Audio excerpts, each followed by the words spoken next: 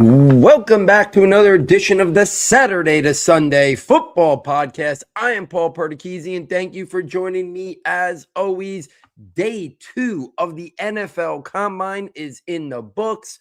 We concluded the defensive side of the ball with the safeties and the cornerbacks hitting the ground at Indianapolis, and then the tight ends took the field to get the offensive side of the ball started at the 2026 NFL Combine. Similar to last night, going to share my instant reactions from everything that I saw today. If you're following along on Twitter, live tweeted my thoughts on every single cornerback, safety, and tight end prospect, gave out every single 40 time snapshot of every single player, whether they ran the 40, and every single prospect that was a part of the combine but did not choose to run the 40, draft projections, how they win snapshot. If you were following along on Twitter, I did that for all 5 hours of the coverage this evening. 2 more days of the NFL Combine after this. We'll be live tweeting every single minute of both of those days as well.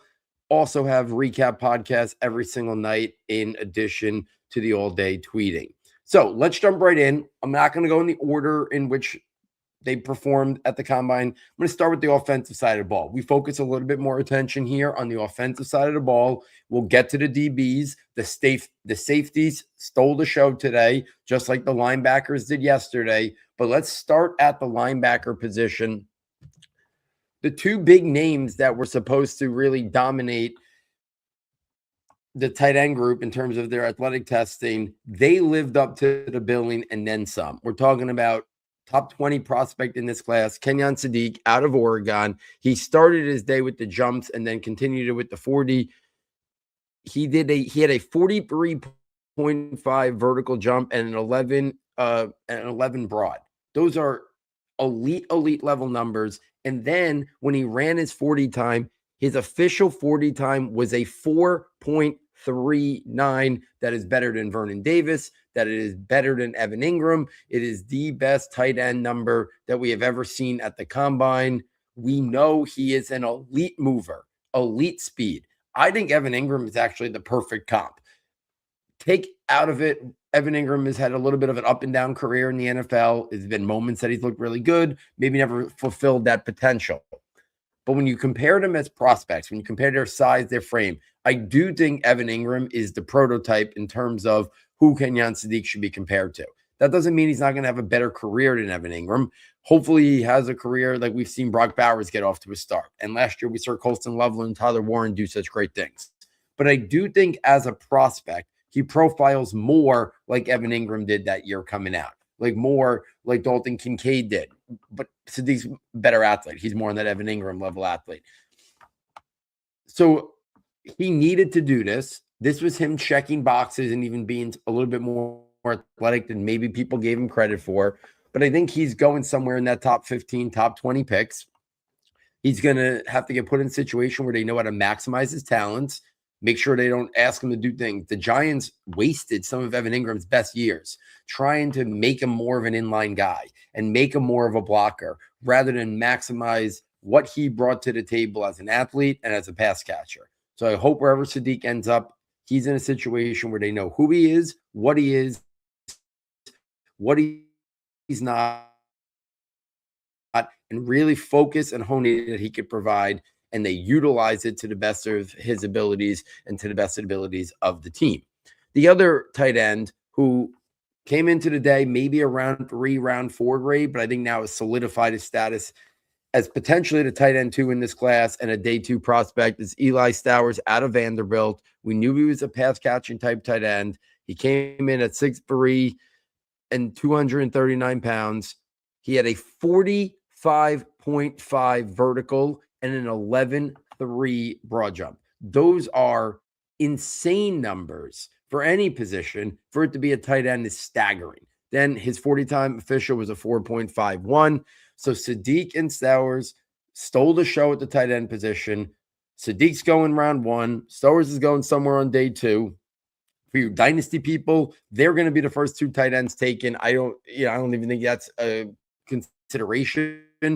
Even if Max Clare somewhere ends up getting taken ahead of Stowers, I just think pass catching upside, athletic profile, Stowers is going to be that guy in your dynasty rookie drafts as the second tight end.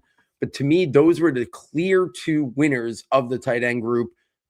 I didn't see them do too much on the on-field workouts. They didn't run the gauntlet drills. I think you saw them do one of the blocking things early on, but then they both kind of shut it down. And I think it's because they showed everything they needed to. They checked off all those boxes. In terms of some other tight ends that I thought had a good, strong day, let's start with Marlon Klein out of Michigan. Now, he obviously played a little bit behind Colston Loveland, had to wait his opportunity. But he checked in at 6'6", 248. 6'6", 248. He ran a 4.61 40, 36 vert, 9.9 on the broad jump. This is a guy who's going to go somewhere in that round 4 to round 6 range. But I think there's a real possibility he's got a better pro career than college career. Michigan really struggled this year offensively, so we didn't see them utilize his skill set to its fullest. But I really think Marlon Klein's going to have a real opportunity to become a tight end too, with maybe some upside there to see if he can even become more than that at the next level. I thought it was a strong day for him throughout. Jack Andres out of Texas, 4.62 40, 1.63, 1.59 10-yard split, 36 on the vert, 9.11 on the broad jump. This is another guy, a pass-catching guy. That's his bread and butter. Tested out as a really good athlete. I think this solidifies Jack Andres in that round 4 mix in terms of the 2026 NFL draft. Other guys at the tight end position that I thought checked off some boxes. I thought Lake McCree, while he did not run the 40 or do the jumps, I thought him and another guy who did not do any of the jumps or the 40 was Justin Jolly out of NC State. I thought both of them looked really smooth in the on-field drills. We know who Justin Jolly is. He is like a Chigaconquo type player. He's going to be asked to be that pass catching, move tight end, do a lot of different things with him. We've seen Jolly have a very successful collegiate career. I think he could be a guy that goes somewhere late round 3 to the middle of round 4. And I thought he had a strong day in terms of the positional workouts. I'm very interested to see what his time speed is and his jumps, because for a guy like Jolly, who's not going to be asked to do much in terms of his blocking, he's 6'3", 241. He needs to be a good athlete. If he's going to go late round 3 to middle of round 4, he needs to be a good athlete. Is he still training for them? Is there a reason why he didn't run? Does he expect him not to be that good? Is that why he chose not to? When you watch him on film, it looks like he's going to test out well. So I was surprised that he didn't do everything here at the combine. Talked about, in addition there, the other guy was Lake McCree. Didn't do the 40, didn't do the jumps, but I thought it looked really smooth. This was a guy who was at the Shrine Bowl, quicker than fast, but I think he's a solid guy. He's got versatility. He can play in line. He could be a pass catching. I thought he had a really strong positional workout, so I thought it was a solid day for him. Be very interested to see what he tests out when he does his pro day at USC. Tanner Kozel out of Houston. I've been talking about this guy since the summer. He's been in the scouting notebook since then. He checked in at 6'5", 247, had a 4.7 40, 1.63 10-yard split, 36.5 on the vert, and 10.2 on the broad jump. Those are really good numbers. And he already has a pass catching background. He's been a productive receiver at his time in college. So I think this is a good day for Tanner Koziol to kind of lock in that like round 4, round 5 range and not get lost in the shuffle in a really deep tight end class. Eli Raridan, another guy I think you're going to see in that early day 3 range. He came in at 6'6", 245. He ran a 4.62 40, 36 vert, 10.3 broad jump. So that it was a strong day for him. Sam Roush out of Stanford, the blocking tight end. He didn't blow anyone away with a 4.70, but let's not lose sight of the fact that he's 6'6", 267. So running 4.7 is a really strong number for a guy that size. 6'6", 267 to run a 4.7 is a really good time. 38.5 on the vertical jump, 10.6 on the broad jump. He tested out. I don't think he plays as a top-level athlete, but he tested out as a very good to great athlete. And for a guy who's a blocking tight end, but is a functional pass catcher, when you know that he has that athleticism in his repertoire, I think there's more of an opportunity for him to maybe expand upon his blocking responsibilities to become a functional pass catcher, and that adds value to him as well. So I thought that was a strong performance from him. We unfortunately didn't see Michael Trigg do anything, or Joe Royer. I was hoping to see both of those guys perform. We didn't see anything from them in terms of jumps or 40 times, so they're going to wait until their pro days to get that in the books. Bauer Sharp out of LSU, 6'4", 249. He ran a 4.63 40, 35 on the vert, 10 on the broad. He tested out as a really strong athlete. So there were some solid other performances in terms of the positional drills. And then in terms of the athletic testing, I don't think it's going to help sort out the second, like the third and fourth tiers. I do think as long as Max Clare shows up and is solid in terms of the athletic testing, I think you're looking at Sadiq in the top 20. I think you're looking at Max Clare and Eli Stowers in day 2. And then I think you start to see those guys like Jack Andres, Royer, Michael Trigg. Those guys are going to come off the board, I think, early day 3. Is right now is Stowers locking in, I think, a day 2 pick with his big time athletic profile today, and maybe even push to be the tight end 2 in this class. I think if you're looking for a more traditional complete tight end, you'll probably go to Max Clare out of Ohio State. But I think if you're just looking more for that athletic pass catching type, that's going to be Eli Stowers for a team somewhere on day 2. Let's pivot away from the offensive tight ends and let's go to the DB group. And we'll start with the corners and then conclude with the highlight of the day, which was the safeties. So the cornerback group. To me, the big 3 names that participated kind of stole the show. And then a couple guys after that, I thought had stronger performances than I expected. In terms of the prospects at the corner position that I thought had the best overall day. First one was San Diego State's corner, Chris Johnson. He was at the Senior Bowl at San Diego State. He ran a 4.40 40. He had a 38 on the vert and a 10.6 on the broad jump, and he looked really smooth in all the on-field drills as well. So I think you're going to start hearing a lot more buzz about Chris Johnson as maybe being a late first, early second round pick. A guy who is ticketed for the first round right now, I think, is Colton Hood out of Tennessee. Well, he did what he had to do here. There were some questions about how fast he would be. He ran a 4.44 40. He had a 40.5 vert and a 10.5 broad jump. So if there were any questions about his athleticism, his speed, he checked those boxes. I think he has a real chance to be cornerback 2 in this class. And if his, and that's only if his teammate, who obviously we didn't see anything yet today from McCoy out of Tennessee, McCoy maybe can push him to cornerback 3. But if there's any questions about McCoy, I can see Colton Hood being the second cornerback taken in this draft class. And then the third big name that I thought lived up to the billing today was Avion Terrell out of Clemson. Now, he didn't run the 40, but he did do the vert and the broad jump. He had a 34 on the vert, 10.3 on the broad. But his on-field workout, I think, was the best of any corner that we saw at the combine. The fluidity, being able to turn his hips, the quick feet.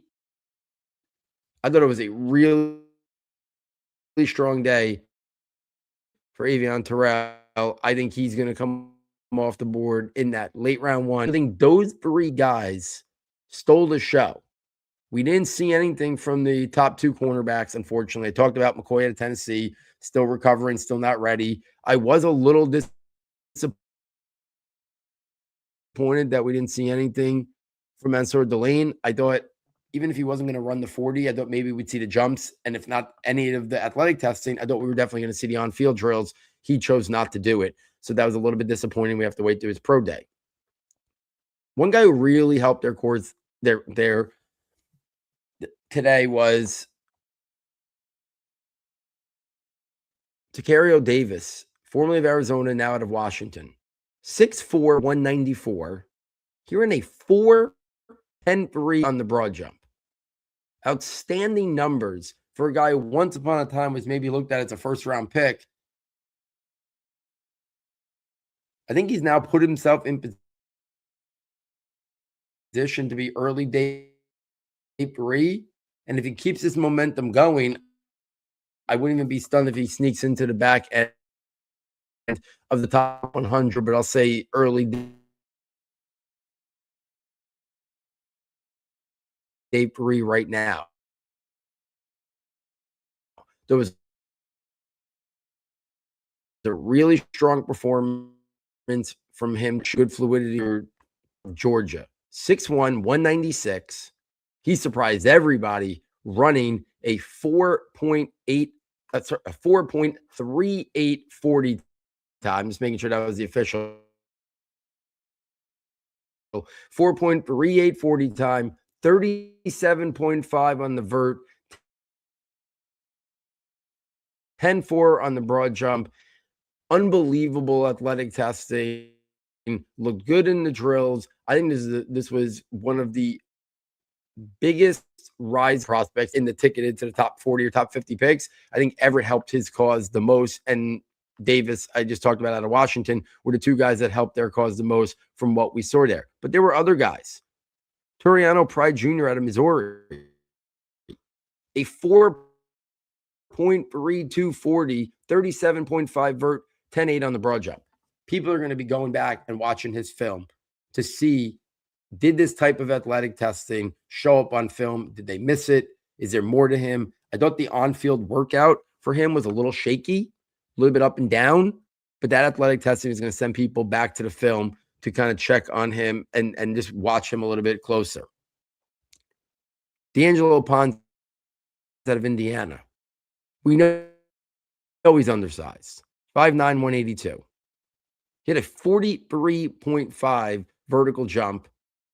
Did the on-field drills, looked really fluid, really smooth. I'd be excited to get the rest of the full athletic profile from him. But I just think even at his size, he's shown the ability to play on the outside. And then you talk about that level of explosion. To me, he's not getting that at day two. So D'Angelo Ponce, strong day from him based on the things he did. And I know we only got a small picture today, but I still thought it was a stock up for him. Chandler Rivers out of Duke. You watched two Duke guys last night. Now Rivers, you almost think their defense would be even better with all these guys that are NFL caliber prospects. But Rivers is a really good nickelback. Tested out unbelievable. 4.440, 39 on the vert, 10.10 on the broad jump. Chandler Rivers, I think, locked his spot somewhere on day two with those type of testing numbers. Thought he did look really good. Keontae Scott, another guy I was hoping to see a little bit more of. We didn't get an opportunity. All these Miami guys, again, I talked about it yesterday with Ruben Bain and Mesidor.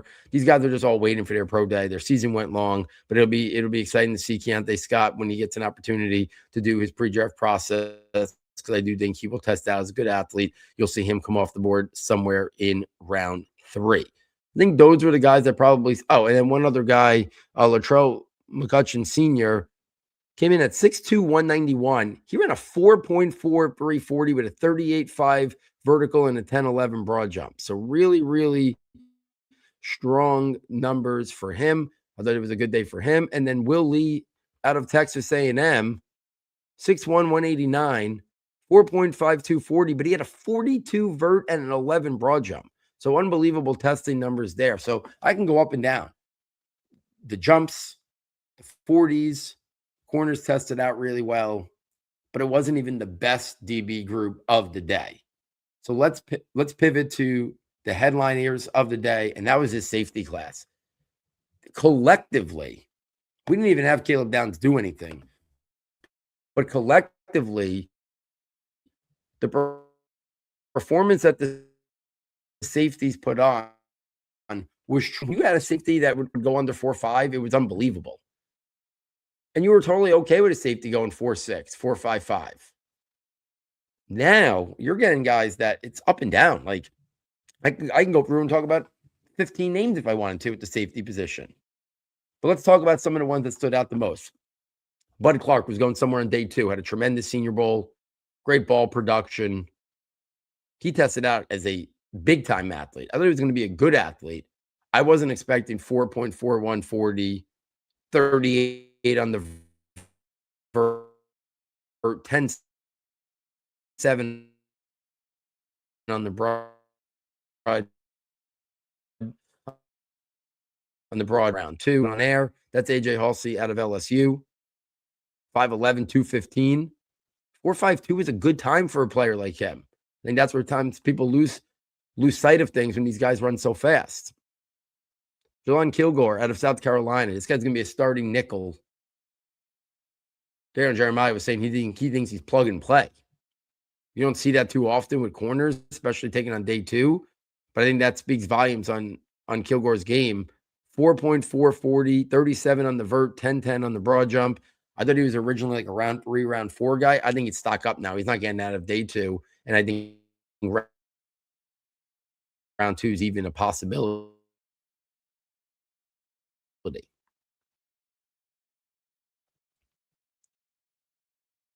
The two guys that have been mentioned in round 1 besides Caleb out of Toledo and Dalen Damon out of Oregon. Well, Dalen Damon out of Oregon did not disappoint. 4.3540, 41 vert, and over a 10.5 on the broad jump. Damon's going in the top 20. He's been connected to the Vikings a lot. So he came out, and if there were any questions about how good he was going to test, because people knew he was going to be a good athlete, he tested out as a great to elite athlete. He checked those boxes. He's now locked in top 20. I do think there's a little bit more of a conversation now about Emmanuel McNeil-Warren. These numbers aren't terrible. 6'3", 201 is his height and weight. He ran a 4.5240. Once upon a time, that would have been a good athlete. And it is good. 35.5 on the vert, 10.2 on the broad. But when you start comparing those vertical and broad jumps to the other safeties that tested today, he's well at the back of the list. So you're talking about a prospect who played at Toledo, plays a position that is, while valued more than it used to be, is still a position that doesn't have the importance of edge rusher, O-line, wide receiver, quarterback, obviously, or even cornerback. So comes from Toledo, plays a position that's usually not valued as highly as other positions, and he didn't test out as a great athlete. So if you're coming from Toledo, playing a position that's not traditionally a position that is valued highly in round 1, I just thought those numbers were going to be higher. He doesn't have the film like a Caleb Downs against top-level competition, because I don't think Caleb Downs is going to test much better than him. He might be right around what we saw from McNeil-Warren, a 4.52 type 40. The vertical and the broad jump, solid numbers, but nothing that stands out. That's probably what Caleb Downs was going to do. Probably why he didn't do it today. But I do wonder, every mock draft you saw the last couple of weeks started to put McNeil-Warren in round 1. And I do wonder if now maybe you start to see a little bit more of him falling out of round 1, going early portion of round 2, especially with guys like Bud Clark and other guys I'm going to bring up here who are now going to be in that day 2 mix and that early round 2 mix as well. So he was a guy that was solid, but I think the buzz going into the combine was that he was going to blow it up, and we didn't see that. Robert Spears Jennings out of Oklahoma ran a 4.3240, 35 vert, 10.5 broad. I don't think anybody saw a 4.3240 coming. He looked like he had good athleticism, quick, good movement skills. I didn't see 4.32. That was a stunning result from him. One guy I was expecting a big-time performance from, and he lived up to the hype, was Treydon Stukes out of Arizona. I think he's going somewhere on day 2. 4.3340, 38 vert, 10.10 broad. Really impressive numbers from Stukes. But I can't believe we're talking about another Styles. And that's Sonny Styles' brother, Lorenzo Styles Jr. Out of Ohio State, former wide receiver, checked in at 6 feet, 194. What does he do?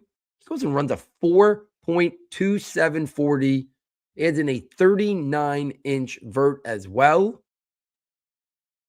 He's not going in the 7th round anymore. That family, that pedigree, that athleticism, newer to the position of DB, you're going to see him go higher. 5th round, I think, is now in play for Sonny Styles' brother after what we saw today. Lorenzo Styles Jr. really helped himself out with this big-time athletic testing that we saw here today.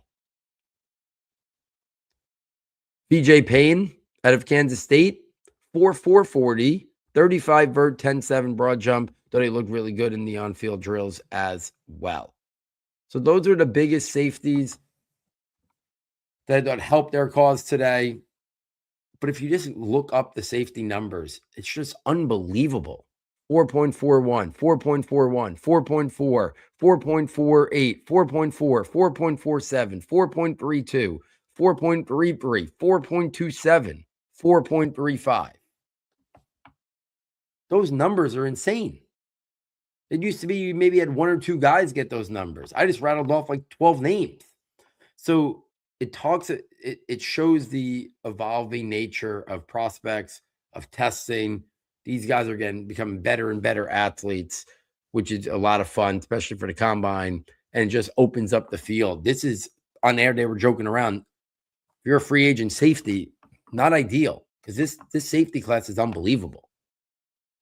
I think you can make the case in no particular order: edge rushers, safeties, linebackers, wide receivers. Best four positions in this draft class.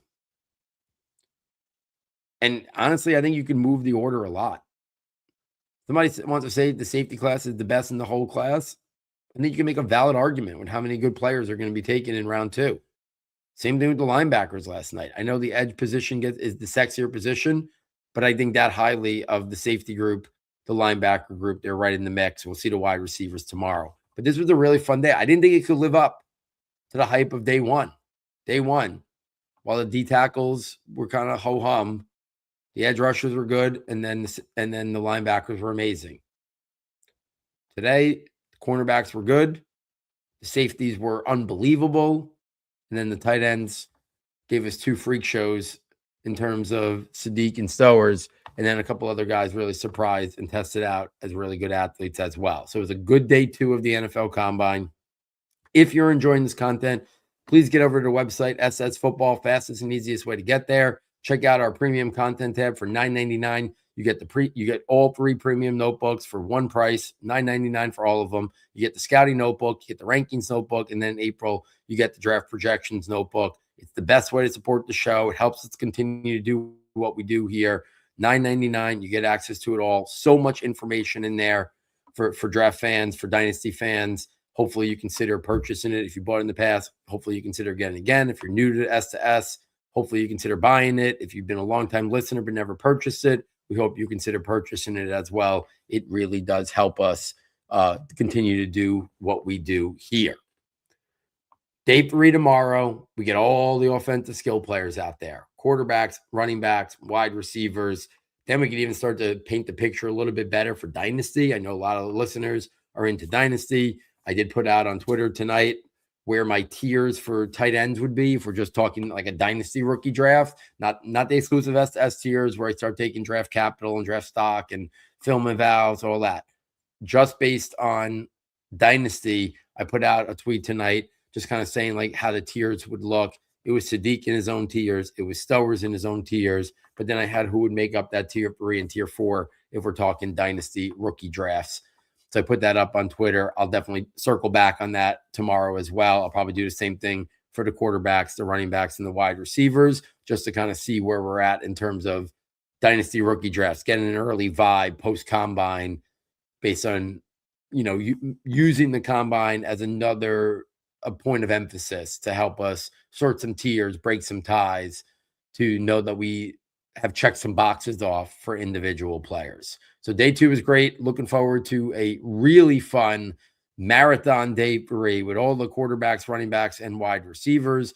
Coverage is like 6 or 7 hours long. And then tomorrow night, sometime later in the night, doing another one of these recap shows, breaking down everything from day 3 of the NFL Combine. So on behalf of my sound tech engineer, David Nakano, and myself, thank you for joining us. And we look forward next time taking you from Saturday to Sunday.